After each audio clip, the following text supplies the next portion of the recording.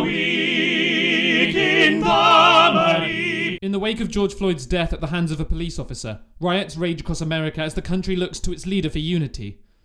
Trump's response was to turn all the lights off in the White House, hoping everyone would just give up and go away. While protesters gathered, the President of the United States was safely inside tweeting threats about guards with guns and vicious dogs like some bloated off-colour Mr. Burns. And just to round the dictator portrait off nicely, Trump was then escorted to the White House's underground bunker where he rage-tweeted about anti-fascism. No, it's unfair to compare Trump to Hitler. At least Hitler had the bollocks to join the army. But Bunker Boy later denied hiding in there like the draft-dodging coward he is, claiming that he was just inspecting it. Like he was just inspecting Stormy Daniels' vagina when he tripped and fell balls deep in it. But Trump told his most whopping porky to date this week when he tried to pretend that he was a Bible-believing Christian.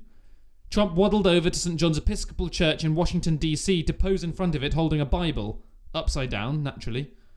But doesn't this prove that old man Trump is not such a bad guy?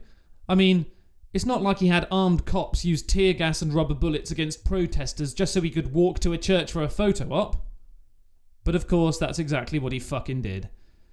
Religious leaders were quick to condemn Trump's actions as a blatant act of hypocrisy, because after all, Jesus said, "Blessed are the peacemakers," not "gas the shit out of the peacemakers and billy club the meek little fuckers." And while Trump was standing in front of churches, Joe Biden was meeting with black community leaders to listen to the problems they face and how to deal with the problems caused by systemic racism. What a fucking hippie. But talking just isn't Trump's style. So he threatened to invoke the Insurrection Act of 1809, which would allow tanks all over the streets of DC. Trump's former Secretary of Defense, James Mattis, openly denounced Trump's leadership as immature. The Orange one fired back on Twitter, sneering that he's glad he fired Mattis, and gloated that he came up with his nickname, Mad Dog Mattis. Despite being accused of gassing people in the street, Trump insists that he loves protesters, and he does, but only ones who are white, armed, and want haircuts. However, whatever he wants you to believe, this story really isn't about a wannabe dictator. People are protesting decades of excessive force used by the police against black people and the virtually non-existent accountability for the majority of the offending officers. Obviously, in response to this, the police have doubled down.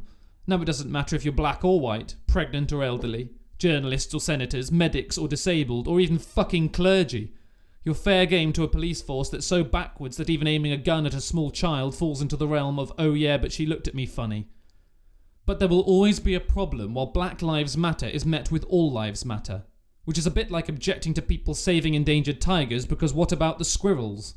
Of course squirrels fucking matter too, but squirrels aren't the ones who feel terrified every time they see flashing sirens in their rearview mirror.